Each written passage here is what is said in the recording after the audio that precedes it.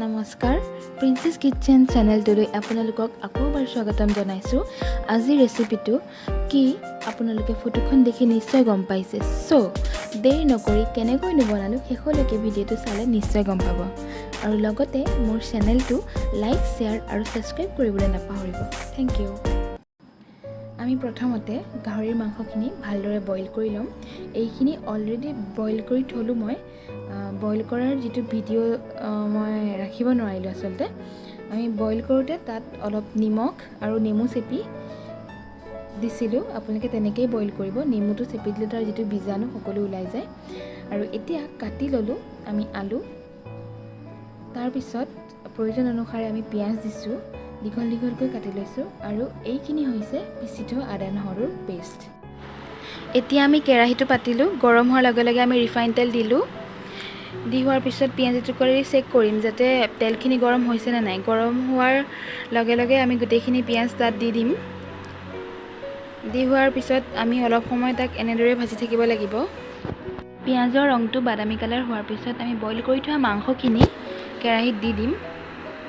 আৰু এই দুইখিনি বস্তু এতিয়া আমি ভালদৰে অলপ সময় ভাজি থাকিব লাগিব।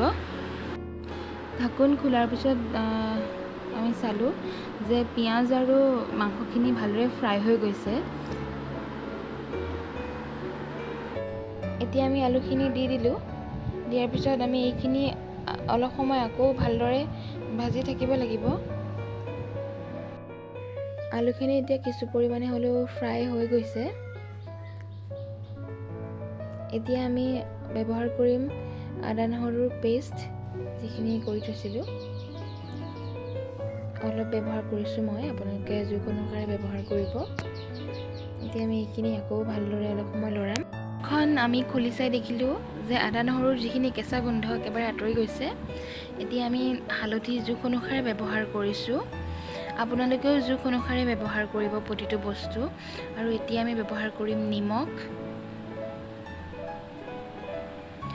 তাৰপিছত আমি এই গোটেইখিনি আকৌ আগৰ নিচিনাকৈ অলপ সময় এনেকৈ ভাজি ভাজি ল'ম। এতিয়া মাংসখিনি ভাজি থাকোঁতে অকণ তেল ওলোৱাৰ নিচিনা হৈছে। এতিয়া আমি যিখিনি মছলা ৰেডি ৰাখিছিলোঁ সেইখিনি আমি তাত দি দিলোঁ। আৰু কি ধুনীয়া এটা ৰং আহিছে। তাত দিছিলোঁ মই ৰঙা জলকীয়াৰ গুড়ি, জিৰা গুড়ি আৰু গৰম মছলাৰ গুড়ি আৰু জালুকৰ অকণমান গুড়ি বাতিটোত দি অলপ সময়ৰ কাৰণে পানী দি ৰাখি দিছিলোঁ।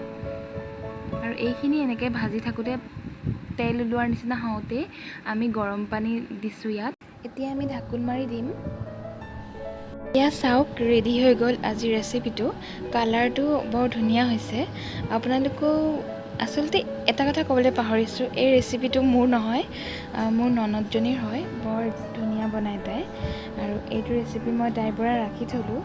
আৰু প্লিজ আপোনালোকে এই ৰেচিপিটো বনোৱাৰ নিচিনাকৈ এবাৰ বনাই ঘৰত সকলোৱে খাই চাব আৰু কেনেকুৱা পালে কমেণ্টত নিশ্চয় জনাব। আৰু লগতে মোৰ চেনেলটোত লাইক শ্বেয়াৰ এণ্ড ছাবস্ক্ৰাইব কৰিবলৈ নাপাহৰিব। থেংক ইউ ফৰ ৱাচিং।